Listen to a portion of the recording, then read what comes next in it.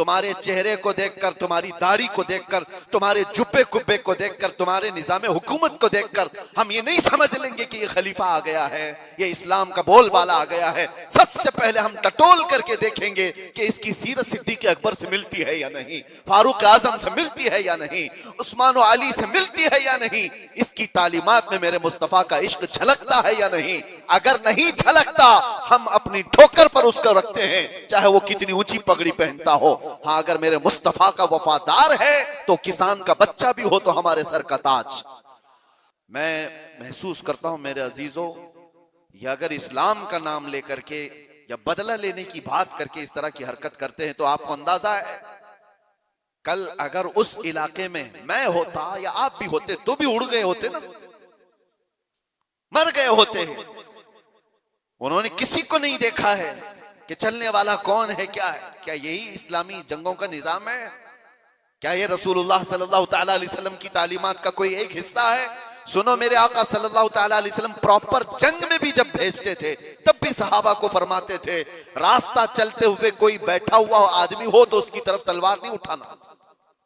मेरे आका सल्लल्लाहु अलैहि वसल्लम, ये तो जंग की हालत भी नहीं है अभी हमारी, कहीं जंग की हालत में है हम लोग?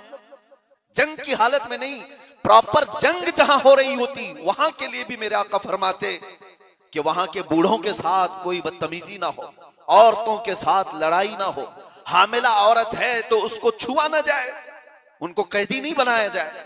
और ये तो छोड़े, नबी पाक सल्लल्लाहु अलैहि वसल्लम अपने सहाबा को जब भेजते तो ये भी तालीम देते कि जिस इलाके में जा रहे हो उनकी जो भी इबादत गाह है, इबादत गाह को तोड़ फोड़ नहीं करोगे, वहां के दरख्तों के पत्ते नहीं उखाड़ोगे, जो तुमको मारने की कोशिश किया उसके साथ तुम्हारी लड़ाई होगी। ये निजाम था।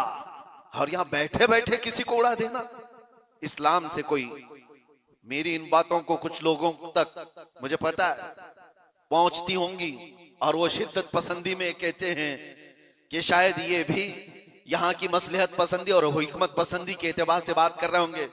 हमको ये सारी मसलहत पसंदी की जरूरत भी नहीं, हम किसी की जी हुजूरी करने के लिए बात नहीं कर रहे हैं। हम बात इसलिए कर रहे हैं कि मेरे दीन पर जब कभी धब्बा लगने की सूरत आए तो हम चीख करके बोलेंगे, चाहे वो हमारे अंदर मौजूद कोई मुनाफिक हो उसको भी पकड़ करके हम बेनकाब करेंगे कि इसका ताल्लुक मेरे मुस्तफा की जात से हो ही नहीं सकता।